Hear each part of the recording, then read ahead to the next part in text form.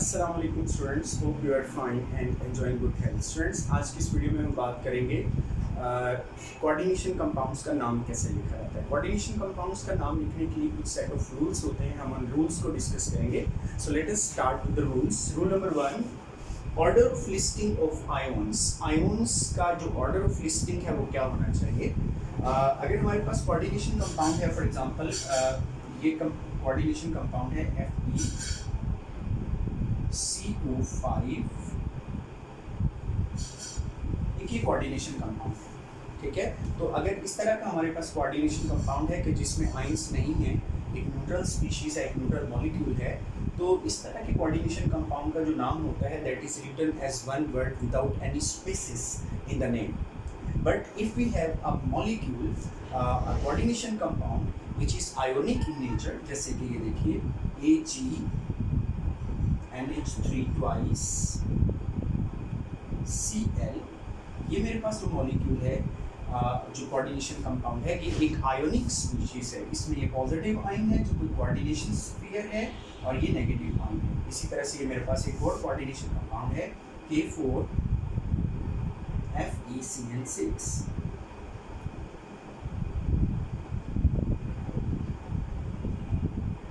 तो इसमें ये वाला जो आयन है दिस इज पॉजिटिव आयन, ठीक है, और ये वाला जो कोऑर्डिनेशन स्फीयर है this is a negative ion.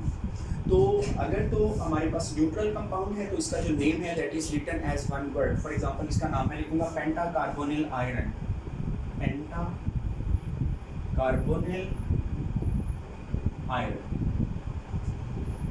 अभी नाम के बारे में आपको वरी नहीं करना, जब आप सारे रूल्स पढ़ लेंगे तो आपको नाम खुद से लिखना आ जाएगा। अभी सिर्फ ये बात देखें कि ये नाम जो है ये वन वर्ड की फॉर्म है। अभी मैं सिर्फ ये बता रहा हूँ कि वन वर्ड की फॉर्म में लिखा हुआ है। लेकिन अगर आपका कोऑर्डिनेशन कंपाउंड जो है वो आयोनिक स्पीशीज है, इसमें ये पॉजिटिव आयन है, ये नेगेटिव आयन है, तो पॉजिटिव आयन जो होता है इसका नाम पहले लिखा जाता है और उसके बाद स्पेस देते हैं हम, और फिर नेगेटिव आयन का नाम लिखते हैं। फॉर एग्जांपल मैं इस पार्ट का नाम लिखूंगा कैटायन का नाम, जैसे हम सिंपल सॉल्ट्स में भी ऐसे ही करते हैं। फॉर एग्जांपल आपके पास अगर सॉल्ट है NaCl, ये सिंपल सॉल्ट है, इसमें भी जब आप नाम लिखते हैं तो what do you do is you right the name of this species, this ion first, जो कि कैटायन है। आप सोडियम पहले लिखते हो फिर क्लोराइड लिखते हो, तो कैटायन का नाम आप पहले लिखते हैं, एनायन का बाद में। कोऑर्डिनेशन कंपाउंड्स में भी हम ऐसे ही करते हैं कि जो कैटायन होता है that is named before anion. पहले कैटायन का आप नाम लिखते हो फिर एनायन का नाम लिखते हो। तो पहले मैं इसका नाम लिखूंगा डाइएमाइन सिल्वर 1, यहाँ पे आयरन के साथ सिल्वर, डाइएमाइन सिल्वर 1 क्लोराइड। तो पहले ये कैटायन जो कि कोऑर्डिनेशन कंपाउंड है उसका नाम लिखा और फिर स्पेस देकर एनायन का। इसी तरह से अगर ये वाला कोऑर्डिनेशन कंपाउंड देखें तो इसमें ये वाला जो पार्ट है ये पॉजिटिव आयन है और ये वाला पार्ट नेगेटिव आयन है। तो पहले इसका नाम लिखूंगा potassium. First we will write potassium, और पोटेशियम के बाद स्पेस, और उसके बाद कोऑर्डिनेशन स्फीयर का जो नाम है वन वर्ड की फॉर्म में लिखा जाता है। तो इसका मतलब ये है कि नाम में आपके पास दो पार्ट होंगे, एक कैटायनिक नेम और एक एनायनिक नेम, टू वर्ड्स की फॉर्म। तो इसका नाम हो जाएगा हेक्सासायनो ferret.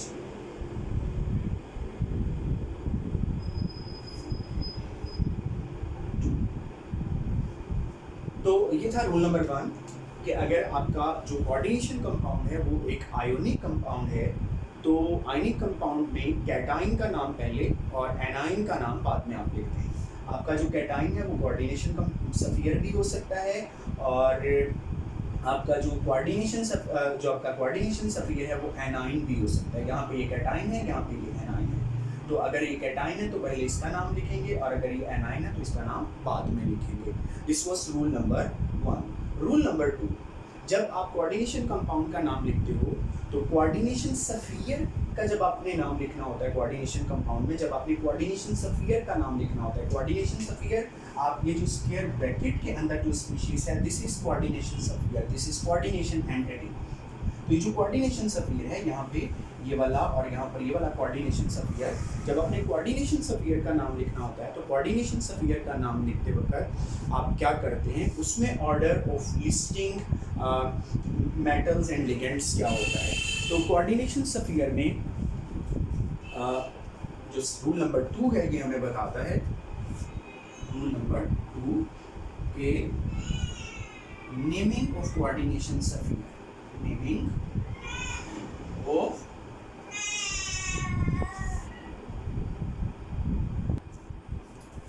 Naming of coordination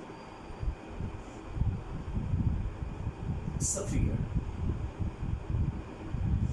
coordination sphere has two parts. Coordination sphere में दो चीज़ें होती हैं। एक चीज़ जो है वो इसके अंदर होती है मेटल, सेंट्रल मेटल एटम और आयन, और दूसरी जो चीज़ है उसके अंदर लिगेंड्स होते हैं।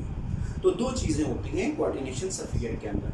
तो जब आप कोऑर्डिनेशन स्फीयर का नाम लिखते हो तो कोऑर्डिनेशन स्फीयर के अंदर जो लिगेंड्स होते हैं they are named first.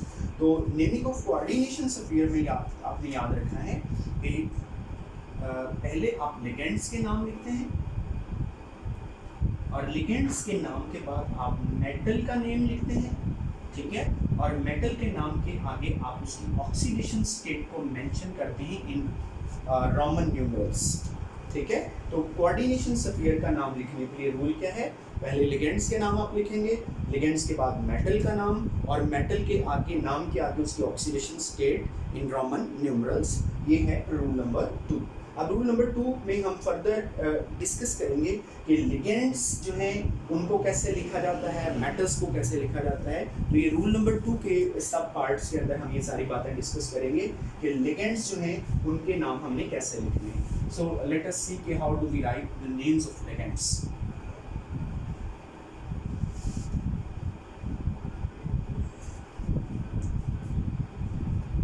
So naming of ligands.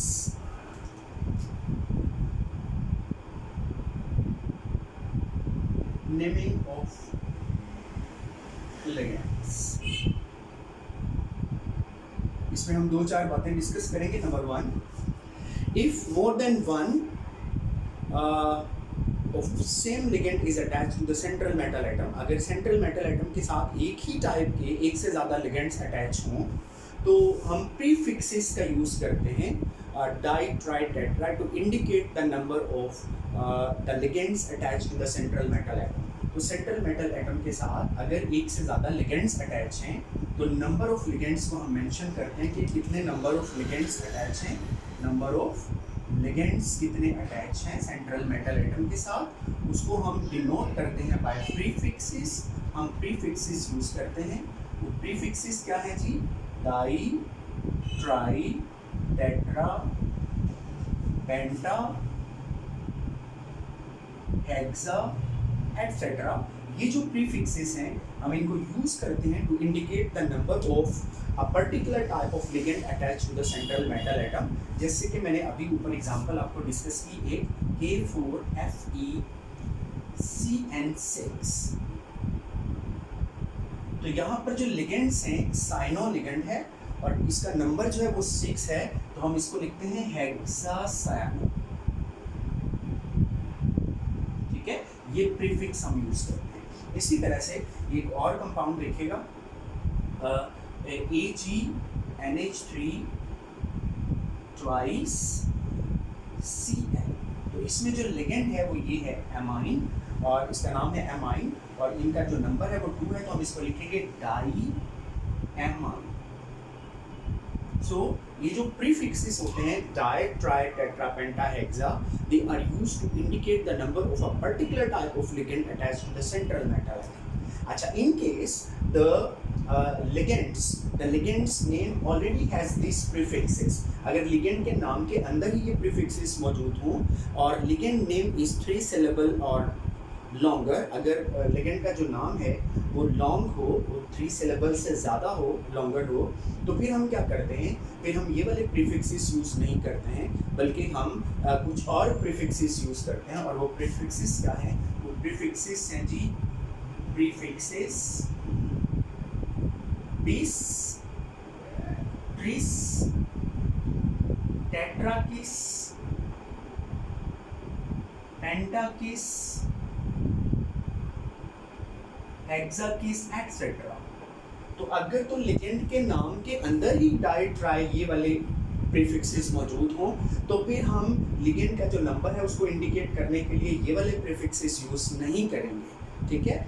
या फिर लिगेंड का जो नाम है अगर वो 3 सिलेबल से लॉन्गर हो तो फिर हम क्या करते हैं, फिर हम ये वाले प्रीफिक्सेस यूज़ करते हैं। फॉर एग्जांपल अगर किसी कंपाउंड के अंदर, ये मैं एक कॉम्प्लेक्स लिखता हूँ, ये मेरे पास एक कॉम्प्लेक्स है CuEN ट्वाइस 2 पॉजिटिव। इसमें ये वाला जो लिगेंड है, इस लिगेंड का नाम है इथाइलिन डायमीन। अब नाम के अंदर ही डाई मौजूद है, ठीक है। तो अब हमने इसका नंबर अगर बताना है तो अब हम इसको ये नहीं लिखेंगे डाई इथाइलिन डायमीन, बल्कि इसका जो प्रॉपर वे है वो ये है कि हम इसके प्रीफिक्स यूज करेंगे 20 और फिर ब्रैकेट में लिखेंगे एथिलीन डाई एमीन, AMMIN, ठीक है। अगर किसी मेटल में, फॉर एग्जांपल ये मेटल है और मेटल के साथ जो है वो कोई लिगेंड लगा हुआ है, फॉर एग्जांपल DMG लगा हुआ है, DMG, ठीक है। ये मेटल है और मेटल के साथ 2 DMG के मॉलिक्यूल लगे हैं और यहाँ पर जो चार्ज है वो 2 नेगेटिव। अब ये जो लिगेंड है इसका नाम है डायमिथाइल ग्लाइऑक्साइड। अब लिगेंड के नाम के अंदर ही डाई मौजूद है, तो अगर हमने इसकी तादाद बतानी है, फॉर एग्जांपल इसकी तादाद 2 है, तो हम इसको लिखेंगे 20। अब हम डाई नहीं यूज़ करेंगे, वाला प्रीफिक्स यूज़ नहीं करेंगे क्योंकि उसके नाम के अंदर भी वाला प्रीफिक्स, ये वाला डाई मौजूद है, तो हम इसको लिखेंगे 20, फिर आगे ब्रैकेट डायमिथाइल ग्लाइऑक्साइड, डायमिथाइल ग्लाइऑक्साइड, ठीक है। तो हम ये वाले prefixes यूज करेंगे when the name of the ligand already contains these prefixes or the name of the ligand is longer, it is 3 syllables or more। तो ये तो हो गया नंबर ऑफ लिगेंड्स को इंडिकेट करने का तरीका। नेक्स्ट, लिगेंड्स जो हैं वो हमारे पास डिफरेंट टाइप्स के होते हैं, पॉजिटिव लिगेंड्स भी होते हैं, न्यूट्रल लिगेंड्स भी होते हैं और नेगेटिव लिगेंड्स भी होते हैं। तो न्यूट्रल, पॉजिटिव और नेगेटिव लिगेंड्स का नाम किस तरह से लिखा जाता है ये बात देखेंगे। तो next is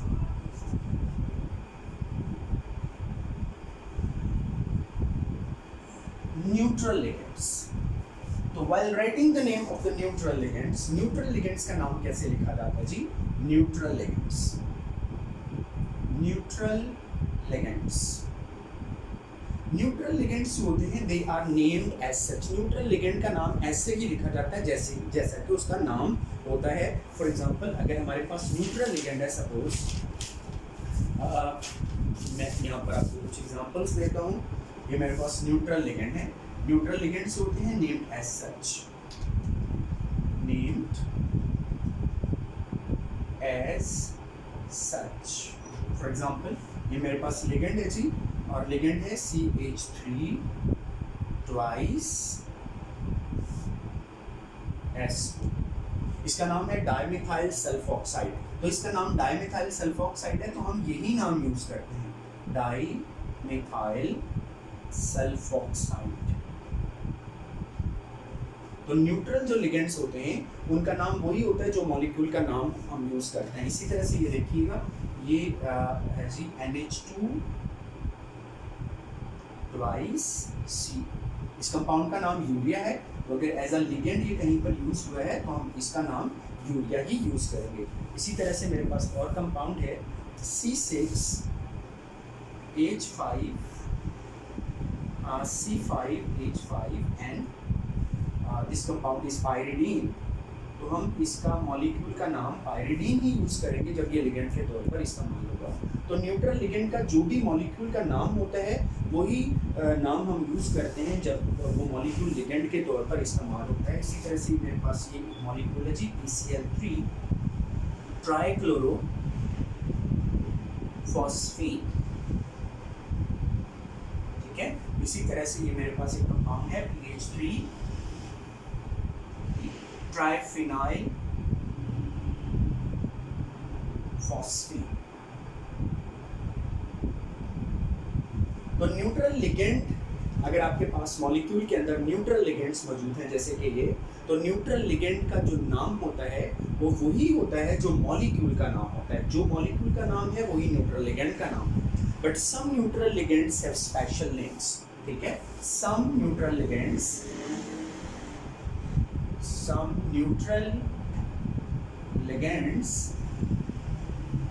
have special names. कुछ न्यूट्रल लिगेंड्स ऐसे होते हैं कि जिनके स्पेशल नेम्स होते हैं और हम उनके स्पेशल नेम्स को यूज करते हैं when they are used as ligands. कुछ मॉलिक्यूल्स जब वो लिगेंड के तौर पर इस्तेमाल होंगे तो हम उनका स्पेशल नेम यूज करेंगे as ligand. For example water अगर लिगेंड के तौर पर इस्तेमाल हो कोऑर्डिनेशन कंपाउंड्स में, तो वाटर का जो नाम है इसको हम लिखेंगे एक्वा, ठीक है। इसी तरह से कार्बन मोनोऑक्साइड CO अगर ये एज अ लिगेंड इस्तेमाल हो कोऑर्डिनेशन कंपाउंड्स में, तो इसको कार्बन मोनोऑक्साइड नहीं लिखेंगे, हम इसको लिखेंगे कार्बोनल। इसी तरह से अगर नाइट्रोजन ऑक्साइड अगर ये लिगेंड के तौर पर इस्तेमाल हो तो हम इसको लिखेंगे नाइट्रोसल। इसी तरह से अमोनिया NH3 इसका नाम है अमोनिया, और ये अमोनिया अगर लिगेंड के तौर पर इस्तेमाल हो तो हम इसको लिखेंगे एमाइन, AMMINE, एमाइन। तो ये हो गए जी कुछ स्पेशल नेम्स हैं जो हम यूज़ करते हैं न्यूट्रल लिगेंड्स के लिए। तो ज़्यादातर जो न्यूट्रल लिगेंड्स हैं they are named as such, जो उनका नाम होता है वही लिख दिया जाता है। लेकिन कुछ न्यूट्रल लिगेंड्स जो हैं जब वो लिगेंड के तौर पर इस्तेमाल होते हैं, मॉलिक्यूल्स जब लिगेंड के तौर पर इस्तेमाल होते हैं तो हम उनके स्पेशल नेम्स को यूज़ करते हैं। जैसे कि वाटर के लिए एक्वा हम यूज़ कर रहे हैं, कार्बन मोनोऑक्साइड के लिए कार्बोनल, नाइट्रोजन ऑक्साइड के लिए नाइट्रोसल और अमोनिया के लिए amine. Then comes positive ligands.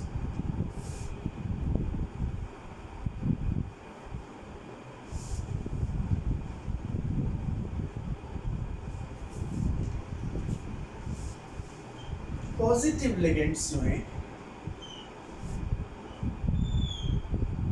Positive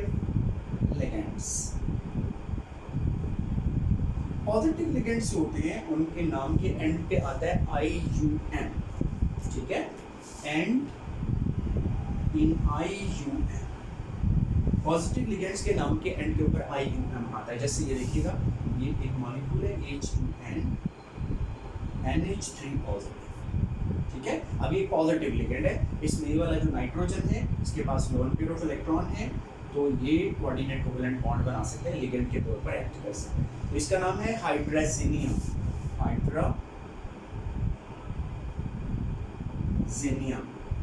तो हाइड्राजीन मॉलिक्यूल का नाम है, लेकिन चूंकि पॉजिटिव फॉर्म में है तो इसको लिखेंगे हाइड्राजीनियम, नाम के एंड पे IUM आ जाएगा। तो जो पॉजिटिव लिगेंड्स होते हैं उनके नाम के एंड के ऊपर IUM आता है। और थर्ड, नेगेटिव लिगेंड्स, ये ज़्यादा कॉमन होते हैं नेगेटिव लिगेंड्स। तो इनका नाम कैसे लिखा जाता है जी? Negative ligands. नेगेटिव लिगेंड्स होते हैं उनके नाम के एंड के ऊपर O आता है, ठीक है। तो नेगेटिव जो लिगेंड्स होते हैं they end in letter O। Negative ligands के नाम के एंड के ऊपर O आता है, ठीक है। ऐसे तमाम नेगेटिव लिगेंड्स जब ऐसे एनाइंस, क्योंकि हम एनाइंस को नेगेटिव लिगेंड के तौर पर यूज़ करते हैं, तो अगर एनाइन जो है अनकोऑर्डिनेटेड एनाइन, फ्री अनकोऑर्डिनेटेड जो एनाइन है, अगर उसके नाम के एंड पे 8 आता है, फॉर एग्जांपल हमारे पास है जी ये मेरे पास एक लिगेंड है CH3 COO नेगेटिव, ठीक है। इसके नाम के एंड के ऊपर क्या आता है? 8 एसीटेट। ये अगर ये अनकोऑर्डिनेटेड फॉर्म में है, अगर ये लिगेंड की फॉर्म में नहीं है, तो ये फ्री एनाइन एक मौजूद है हमारे पास एसीटेट, तो नाम के एंड पे क्या आ रहा है जी? 8 आ रहा है। तो अगर नाम के एंड के ऊपर 8 आ रहा हो तो हम इस 8 को चेंज कर देते हैं एटो में, ठीक है। तो एसीटेट को हम चेंज कर देंगे एसीटेटो, अगर ये लिगेंड के तौर पर यूज होगा, ठीक है। इसी तरह से ये आपको पता है CO3 नेगेटिव, इस एनाइन का नाम है कार्बोनेट। तो अगर ये फ्री है तो इसका नाम कार्बोनेट है, लेकिन अगर ये लिगेंड के तौर पर इस्तेमाल होगा तो हम इसको लिखेंगे कार्बोनेटो। तो 8 को हमने एटो कर दिया। इसी तरह से ये हमारे पास लिगेंड है SO4 नेगेटिव, आपको पता है इसका नाम होता है सल्फेट, लेकिन अगर ये लिगेंड के तौर पर इस्तेमाल होगा तो नाम हो जाएगा सल्फेटो। ठीक है, एसीटेट को एसीटेटो, कार्बोनेट कार्बोनेटो, सल्फेट सल्फेटो। ठीक है, नाइट्रेट NO3 नेगेटिव, ये नाइट्रेट, इसको क्या लिखेंगे, नाइट्रेटो नाइट्रेटो। ठीक है, तो अगर तो अनकोऑर्डिनेटेड फ्री जो एनाइन होता है उसके नाम के एंड के ऊपर एट आता है तो आप उसको एटो कर दें। ठीक है, और अगर फ्री अनकोऑर्डिनेटेड एनाइन जो है, फ्री अनकोऑर्डिनेटेड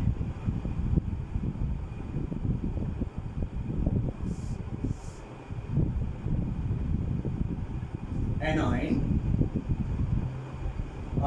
अगर फ्री अनकोऑर्डिनेटेड एनाइन जो है उसके नाम के एंड पे IDE आता है, ठीक है, तो आप उस IDE को चेंज कर देंगे IDO में।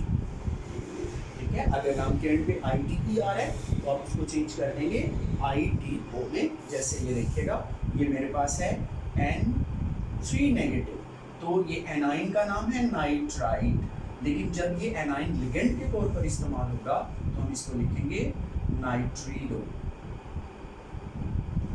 इसी तरह से ये वाला लिगेंड है N3 नेगेटिव, इसका नाम है एजाइड, लेकिन अगर ये लिगेंड के तौर पर इस्तेमाल होगा तो इसको हम लिखेंगे एजाइडो। इसी तरह से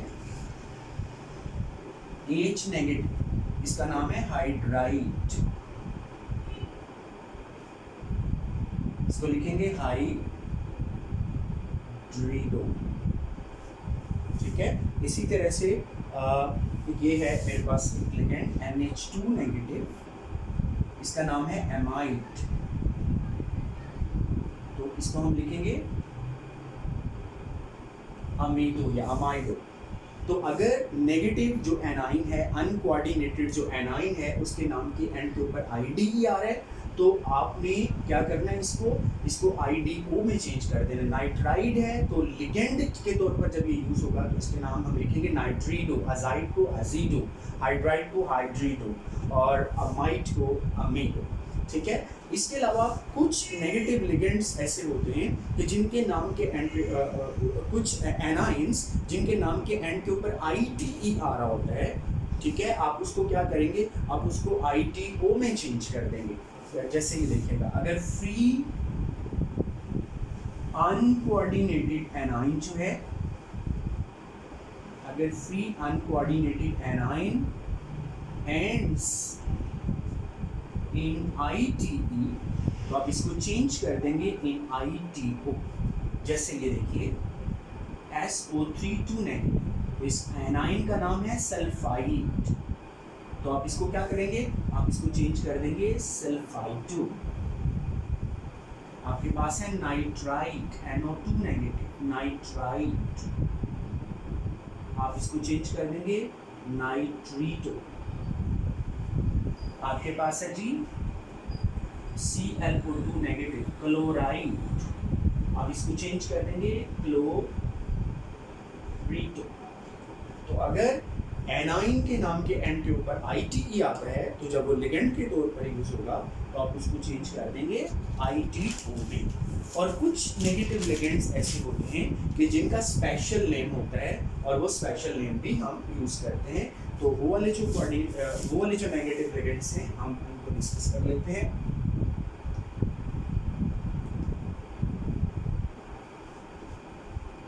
स्पेशल नेम्स, तो कुछ जो नेगेटिव लिगेंड्स हैं उनके स्पेशल नेम्स होते हैं, हम उन स्पेशल नेम्स को यूज करते हैं। जैसे कि क्लोराइड है, अगर हम इसको इस रूल के तहत क्लोरीडो भी लिख सकते हैं, मतलब एंड पे IDE आ रहा है तो हम इसको IDO करके क्लोरीडो भी लिख सकते हैं, लेकिन हम इसका स्पेशल नेम मोस्टली यूज करते हैं क्लोरो। इसी तरह से Br नेगेटिव, इसको ब्रोमीडो अकॉर्डिंग टू दिस रूल भी लिख सकते हैं, वो भी नाम ठीक होगा, लेकिन अब करंटली हम ये वाला नोमेनक्लेचर यूज करते हैं, इसको हम लिखते हैं ब्रोमो, फ्लोरो। ठीक है, तो फ्लोरो, क्लोरो, ब्रोमो, आइडो, IODO, आइडो। इसी तरह से C2O4 नेगेटिव ऑक्सलेट, ऑक्सलेट ये उसूल के मुताबिक भी ठीक है। ऑक्सलेट 8 को आपने एटो कर दिया। बहरहाल क्लोरो ब्रोमो फ्लोरो I2 OH नेगेटिव हाइड्रोक्सो, ठीक है। इसका नाम था हाइड्रोक्साइड, तो हाइड्रोक्सीडो जो है वो हम यूज़ नहीं करते, बल्कि हाइड्रोक्सो स्पेशल नेम है, हाइड्रोक्सो हम यूज़ करते हैं। इसके अलावा और भी हमारे पास हैं कुछ नेगेटिव लिगेंड्स के जिनके हम स्पेशल नेम्स यूज़ करते हैं। CH3O negative, CH3O negative, मिथॉक्सो,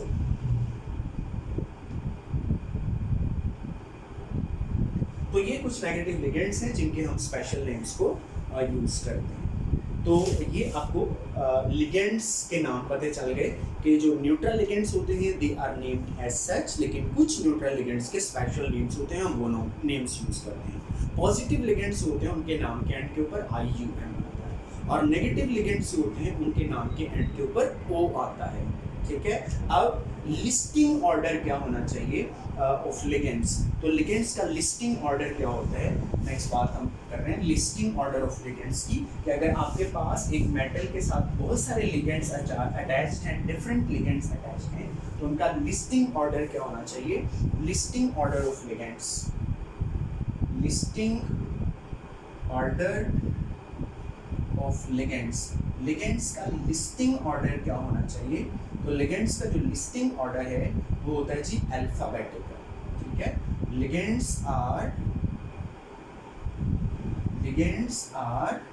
named alphabetically, ligands को हम अल्फाबेटिकली लेते हैं, अल्फाबेटिकल, तो ligands are named alphabetically ignoring prefixes, और जब हम अल्फाबेटिकली ऑर्डर देख रहे होते हैं तो उस वक्त हम प्रीफिक्सेस को इग्नोर कर देते हैं, ठीक है। लिगेंड्स का नाम हम अल्फाबेटिकल ऑर्डर में लिख देते हैं irrespective of their charge, positive negative है, न्यूट्रल है या नेगेटिव है, हम ये चीज़ नहीं देखते। हम क्या देखते हैं, हम देखते हैं कि लिगेंड का अल्फाबेटिकल ऑर्डर है, और अल्फाबेटिकल ऑर्डर को कंसीडर करते वक्त हम प्रीफिक्सेस जो होते हैं डाई ट्राई टेट्रा वगैरह इसको इग्नोर कर देते हैं, ठीक है। प्रीफिक्सेस को इग्नोर करके हम अल्फाबेटिकल ऑर्डर को चेक करते हैं, और फिर उस ऑर्डर में हम लिगेंड्स के नाम लिखते हैं। अब जब हम कोई एग्जांपल डिस्कस करेंगे तो उस एग्जांपल के अंदर मैं आपको ये सारी बातें जो रूल्स हैं ये समझा भी दूंगा। अभी नेक्स्ट आपको बताया कोऑर्डिनेशन स्फीयर में लिगेंड्स होते हैं और मेटल होता है। अब मेटल का नाम कैसे लिखते हैं, तो नेमिंग ऑफ मेटल की बात करेंगे, नेमिंग ऑफ मेटल।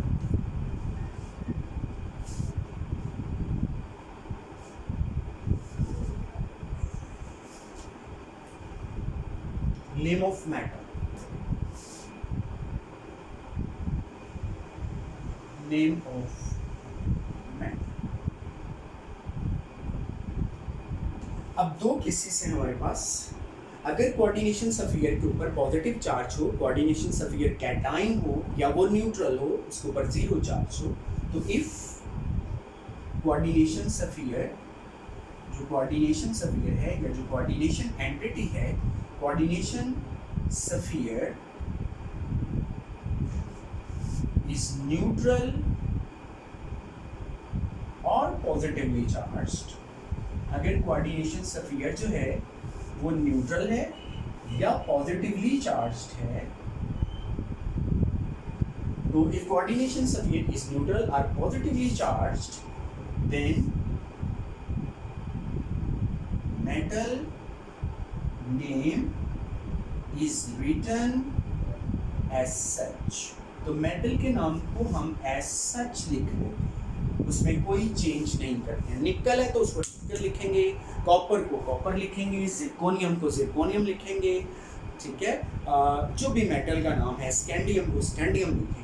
तो if coordination sphere is neutral और positively charge, then metal name is written as such, metal के नाम को हम एज सच लिख देते हैं। जैसे कि मैंने अभी आपको एक एग्जांपल दी थी, AgNH3 2C, तो तो अब यहाँ पर जो कोऑर्डिनेशन स्फीयर है ये पॉजिटिवली चार्ज है। तो जब कोऑर्डिनेशन स्फीयर पॉजिटिवली चार्ज है तो मेटल के नाम को हम एज सच लिख देते हैं। इस मेटल का नाम सिल्वर है तो इसको सिल्वर ही लिखेंगे, ठीक है। And the name of the metal is followed by its oxidation state written in Roman numerals in parenthesis.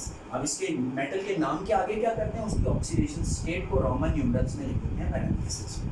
इसी तरह से मैंने आपको एक और एग्जांपल बताई थी, FeCO5 ये कोऑर्डिनेशन कंपाउंड है। तो यहाँ पर जो कोऑर्डिनेशन स्फीयर है इसके ऊपर जीरो चार्ज, तो जब कोऑर्डिनेशन स्फीयर के ऊपर जीरो चार्ज हो यानी वो न्यूट्रल हो या पॉजिटिवली चार्ज हो तो मेटल का नेम जो है वो एज सच लिखा जाता है। तो यहाँ पे मेटल का नेम क्या है, आयरन है, तो इसको आयरन ही लिखेंगे और उसके आगे उसकी ऑक्सीडेशन स्टेट लिख देंगे जीरो। तो ये तो केस हो गया कि जब आपका कोऑर्डिनेशन स्फीयर कैटाइन हो तो तब मेटल को आपने एज सच लिख देना। लेकिन अगर कोऑर्डिनेशन स्फीयर एनाइन हो, कोऑर्डिनेशन स्फीयर के ऊपर यहाँ पे नेगेटिव चार्ज हो, ये एनाइन हो, तो तब आपने क्या करना है, तब मेटल के नाम के साथ जो एंडिंग होती है 8 वो यूज की जाती है। तो if coordination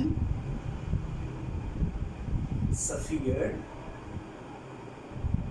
is negatively charged, अगर कोऑर्डिनेशन स्फीयर नेगेटिवली चार्ज्ड है then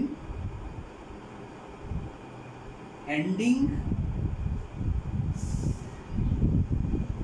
8 is used। तो मेटल के नाम की जो एंडिंग है वो 8 होती है, ठीक है।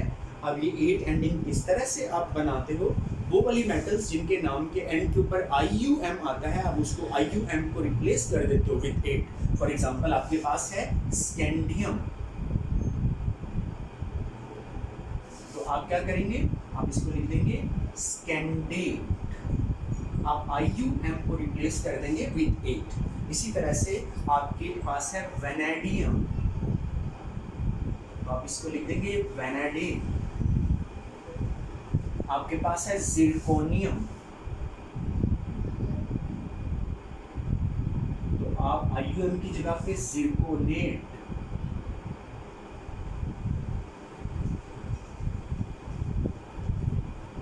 इसी तरह से आपके पास जो है वो मेटल मौजूद है जी, फॉर एग्जांपल रुथीनियम,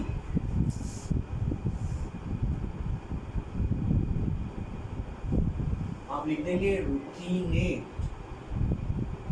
आपके पास मेटल मौजूद है पैलेडियम, आप क्या करेंगे, पैलेडेट लिख देंगे। तो कुछ मेटल्स ऐसी होती हैं जिनके नाम के एंड के ऊपर IUM होता है, आप उस IUM को रिप्लेस कर देते हो विद 8। अच्छा, कुछ मेटल्स ऐसी होती हैं कि जिनके नाम के साथ आप 8 लगाते हो विद फ्यू चेंजेस, ठीक है। तो वो आप देख लीजिएगा, कुछ मेटल्स हैं जैसे कि मैंगनीज है, तो इसको मैंगनेट लिख देते हैं। अब इसके नाम के एंड के ऊपर IUM नहीं आ रहा, तो आप इसके नाम के एंड के साथ 8 यूज़ करना है, तो नेम में थोड़ी सी मॉडिफिकेशन हो गई। तो मैंगनीज जो होता है आप इसको क्या लिखते हैं, मैंगनेट। इसी तरह से अगर आपके पास है जी सपोज कोबाल्ट है, निकल है, टंगस्टन है, कोबाल्ट, तो इसको आप लिख देते हो कोबाल्टेट। इसमें आपने सिंपल कोबाल्ट के आगे 8 लिख दिया। आपके पास निकल है, तो आपने निकल के आगे क्या लिख दिया, निकल लिखकर आगे 8। तो आपने एंडिंग IUM नहीं है, तो मैंगनीज है मैंगनेट, कोबाल्ट से कोबाल्टेट, निकल से निकलेट। फिर आपके पास है जी टंगस्टन है, अगर ये टंगस्टन का सिंबल है टंगस्टेट, टंगस्टेट। फिर आपके पास है जी प्लैटिनम, PT, आप इसको लिखते हो प्लैटिनेट। तो UM को आपने 8 से रिप्लेस कर। तो इनके आप नाम जो है वो याद कर लीजिएगा। अच्छा, कुछ मेटल्स ऐसी होती हैं कि उनके नाम की एंडिंग 8 बनाने के लिए आप उनके लैटिन नेम को यूज़ करते हैं, ठीक है। कुछ नाम की एंडिंग 8 बनाने के लिए आप उनके लैटिन नेम यूज़ करते हैं। जैसे कि आयरन है, तो इसका नेम आयरन है। तो अगर तो आपका कोऑर्डिनेशन कंपाउंड न्यूट्रल हो या पॉजिटिवली चार्ज हो तो हम आयरन को आयरन ही लिखते हैं, लेकिन अगर आपका जो कोऑर्डिनेशन स्फीयर है वो नेगेटिवली चार्ज हो तो फिर हम आयरन को जो है वो आयरनेट नहीं लिखेंगे, बल्कि हम इसके लेटर नेम के साथ एट लगाएंगे। हम इसको लिखेंगे फेरेट। इसका लेटर नेम फेरम होता है तो हम इसको लिखेंगे फेरेट। इसी तरह से कॉपर जो होता है, कॉपर, इसका हम लेटर नेम जो है उससे हम डिराइव करेंगे क्यूप्रेट, ठीक है। इसी तरह से सिल्वर जो है इसका लेटर नेम जो है उससे हम डिराइव करेंगे आर्जेंटेट, आर्जेंटेट। इसी तरह से गोल्ड जो होता है गोल्ड, तो इसके लेटर नेम से हम और रेट, तो नाम के एंड पे 8 लगाना है तो हमने इन वाले एलिमेंट्स के लेटर नेम्स यूज करने हैं और लेटर नेम के एंड पे 8 हम यूज करेंगे। तो ये थे रूल्स कोऑर्डिनेशन कंपाउंड्स के नाम लिखने के लिए। अब मैं एक आध एग्जांपल आपको दूंगा ताकि आपको इन रूल्स की समझ आ जाए, और मज़ीद एग्जांपल्स जो हैं हम जूम लेक्चर में भी डिस्कस करेंगे। और एक पार्ट अभी मैं कोऑर्डिनेशन कंपाउंड्स का स्किप कर रहा हूँ, वो मैं नेक्स्ट एक डिफरेंट लेक्चर में बनाऊंगा, वरना वीडियो ज़्यादा लार्ज हो जाएगी। कि जो ब्रिजेड कंपाउंड्स होते हैं, ब्रिजेड कोऑर्डिनेशन कंपाउंड्स होते हैं जिनमें ब्रिज बने होते हैं, तो उनके जो नाम लिखने का तरीका है वो हम सेपरेट एक वीडियो में डिस्कस करेंगे।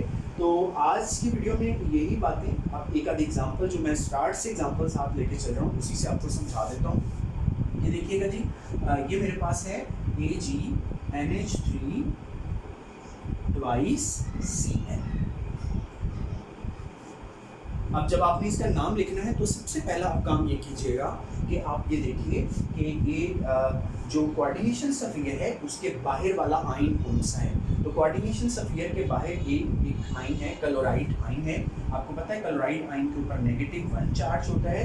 जो जितना कोऑर्डिनेशन स्फीयर के बाहर वाले आयन के ऊपर चार्ज होता है उतना ही लेकिन अपोजिट चार्ज कोऑर्डिनेशन स्फीयर के ऊपर होता है। तो कोऑर्डिनेशन स्फीयर के बाहर -1 चार्ज है तो इसका मतलब कोऑर्डिनेशन स्फीयर का चार्ज +1 है। और मैंने आपको बताया था कि कोऑर्डिनेशन स्फीयर का जो चार्ज होता है वो कोऑर्डिनेशन स्फीयर के अंदर मौजूद लिगेंड्स और मेटल के चार्जेस के सम के इक्वल होता है। तो यहाँ पे लिगेंड अमोनिया है, अमोनिया एक न्यूट्रल मॉलिक्यूल है, इसका चार्ज 0 है, और सिल्वर का चार्ज +1 होगा, तो +1 0 ओवरऑल +1 बन जाएगा। अब आपको ऑक्सीडेशन स्टेट्स आपने फाइंड कर ली। सबसे पहला काम आप नाम लिखने के लिए क्या करते हो, आप ऑक्सीडेशन स्टेट्स को फाइंड करते हो। Once you know the oxidation states, अब आप नाम लिखेंगे। तो ये कैटाइन है, कैटाइन का आपने नाम पहले लिखना है। तो ये कोऑर्डिनेशन स्फीयर है, cation coordination sphere. Coordination sphere में मेटल और लिगेंड्स हैं, तो आपको बताया था पहले लिगेंड्स का नाम लिखा जाता है। तो ये लिगेंड है, और लिगेंड जो है वो सेम टाइप के 2 लिगेंड हैं। तो आपको बताया था प्रीफिक्सेस यूज करते हैं। तो प्रीफिक्स का यूज करेंगे डाई, डाई, उसके बाद लिगेंड का नाम। अब आपने तमाम लिगेंड्स के नाम याद कर लेने हैं, तो तब आप फिर आसानी से नाम लिख सकते हैं। इसका नाम है एमाइन, AMMINE, एमाइन। उसके बाद आपने जब कोऑर्डिनेशन स्फीयर में लिगेंड का नाम लिखा गया तो उसके बाद मेटल का नाम लिखा जाएगा, और मेटल का नाम लिखते वक्त आपने यहाँ पर देखना है कोऑर्डिनेशन स्फीयर का चार्ज क्या है। अगर ये पॉजिटिव या 0 है तो मेटल का नाम एज सच लिखते हैं। तो इसका नाम सिल्वर है तो सिल्वर लिखते हैं, और मेटल के नाम के आगे उसकी ऑक्सीडेशन स्टेट रोमन न्यूमरल में 1 लिख दी। ये कैटाइन का नाम हो गया। स्पेस देकर एनाइन का नाम, एनाइन का नाम क्या है, क्लोराइड, तो इसका नाम क्लोराइड। कुछ बच्चे मिस्टेक करते हैं, ये बात याद रखिएगा, उन्हें ये समझ नहीं आ रही होती कि क्लोराइड लिखना है क्लोरो लिखना है। तो अगर क्लोराइड आयन जो है वो कोऑर्डिनेशन स्फीयर के अंदर मौजूद है तो ये लिगेंड है, और जब ये क्लोराइड आयन लिगेंड के तौर पर इस्तेमाल होगा तो उसको हम क्लोरो लिखेंगे। और अगर ये कोऑर्डिनेशन स्फीयर के बाहर है तो जो इसका नाम है वही लिखेंगे, और इसका नाम क्लोराइड होता है। तो कोऑर्डिनेशन स्फीयर के बाहर है तो क्लोराइड, ब्रोमाइड, आयोडाइड, हाइड्रोक्साइड लिखेंगे। लेकिन अगर ये कोऑर्डिनेशन स्फीयर के अंदर है तो फिर ये लिगेंड है, और लिगेंड का नाम क्या होता है, उसके नाम के एंड पे वो आता है क्लोरो, ब्रोमो, हाइड्रोक्सो। तो this is how do we write the names. तो फर्दर भी हम एग्जांपल्स को डिस्कस करेंगे इन जूम लेक्चर। तो आज इस वीडियो में इतना ही। ऑल द बेस्ट, अल्लाह हाफिज़।